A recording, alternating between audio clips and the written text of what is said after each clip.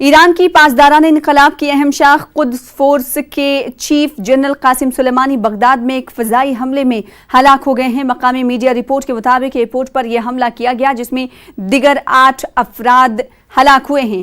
Popular mobilisation forces کے deputy commander ابو مہدی المحدث بھی اس حملے میں ہلاک ہوئے ہیں۔ امریکہ نے حملے کی ذمہ داری قبول کر لی ہے۔ خیال رہے کہ گزشتہ دنوں بغداد میں امریکی سفارت خانے پر حملے کے بعد ایران اور امریکہ کے بیچ کشیدگی بڑھ گئی تھی۔ امریکہ نے اپنے سفارت خانے کے گھیراؤ کے لیے ایران کو ذمہ دار ٹھہرایا تھا۔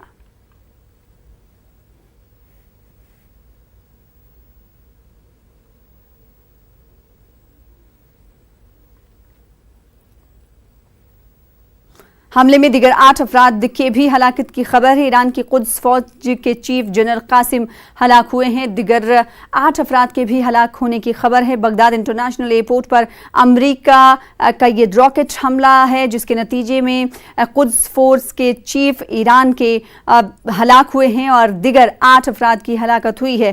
آپ کو بتا دیں کہ بغداد انٹرنیشنل ایئرپورٹ پر یہ حملہ کیا گیا۔ اس سے پہلے ہم نے ایران اور امریکہ کے درمیان کشیدگی دیکھی۔ اب اس حملے کے بعد مزید کشیدگی بڑھ سکتی ہے دونوں ملکوں کے درمیان۔ جنرل قاسم سلیمانی کی ہلاکت کو ایرانی وزیر خارجہ جواد ظریف نے بین الاقوامی دہشت گردی سے تعبیر کیا ہے۔ جواد ظریف نے کہا ہے کہ جنرل سلیمانی کا داعش، النصرہ فرنٹ اور القاعدہ کے خلاف لڑائی میں مؤثر کردار تھا۔ ان کی ہلاکت خطرناک اور احمقانہ حرکت ہے۔ جواد ظریف نے کہا کہ اس کے نتائج کی تمام ذمہ داریاں امریکہ کی ہوگی۔